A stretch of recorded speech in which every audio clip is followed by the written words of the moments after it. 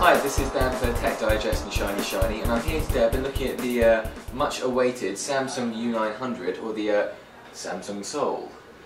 Now, the first thing I would like to say about this phone is that it feels like a phone. It feels really good in your hand. I know that sounds strange, but you've got to feel it to appreciate it. It just feels great. And what's more, it actually sits really nicely in your pocket too, at just about 13mm thick. It's you know, it's a nice phone to be carrying around. That's actually quite a big plus point as far as I'm concerned. Now, one of the big points about this as well is it's actually got something called Magical Touch. It's one of these half touchscreen phones. It's up to you whether you like these or not. So the screen itself actually isn't touchscreen, but the bit below where you normally have the joystick there, that is. So you can do all sorts of nice little touchy bits there on your phone, and the idea is the magical touch bitch. Yeah, the bitch learns. The idea is the magical touch bit actually learns, so that it knows which bits you normally go for. Now there are three main points about this phone. First of all is the connectivity of it. It's obviously 3G, HSDPA as well at 7.2 Mbps, which actually is that works pretty well. So I've got to say, big tick there. It works nicely. Good connectivity, nice coverage, good 3G, fantastic. Next is the camera. Now, they've gone for it quite a bit here. It's a 5-megapixel camera phone. And the best thing about it I like is actually the image stabilization, which I haven't seen on a lot of phones personally. But that really works quite nicely. Now, I used it from the top of a bus going around 30 miles an hour, and the image was really, really good, not blurred at all.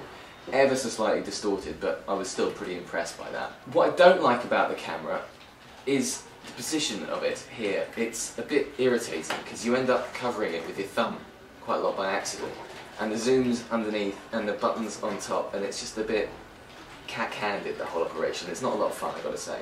But the flash is good apart from that. Probably the worst part about the camera is the pictures themselves. They're just not that good quality. The chipsets aren't right or something like that, because they're just not as nice as other 5-megapixel camera phone images I've seen, which is a bit of a shame. The third thing about it, as the name might suggest, is the musical functions of it. Now, it's got lots of nice memory for you. You've got a micro SD around here somewhere, slot, nice and convenient, with 8 GB of storage, so that's good for your music.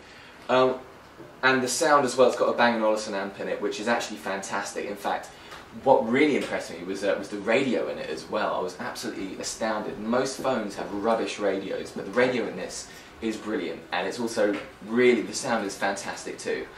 The one problem with the sound on this lies here. These are not only slightly unappealing headphones, as I'll show you, because I don't really want this microphone thing right up on my chin, but worse, the biggest offender is this. Now, does that look like a 3.5mm to you? No, nor me. Which is really, really annoying. Why do I want to use these headphones? Why, oh why, oh why? I want to use my headphones that sit better in my ears, that don't get away with it in the way of the volume button here, and that don't have this thing as well. So, I mean, the thing is, it's a reasonable phone. It's not a bad phone at all. For me, the pictures aren't good enough, and this is just too annoying. But otherwise, if they don't bug you too much, I'd say go for it. Because you can get this in a contract for free, and as it goes, like I say, it feels good. For me, no. For you, maybe yes.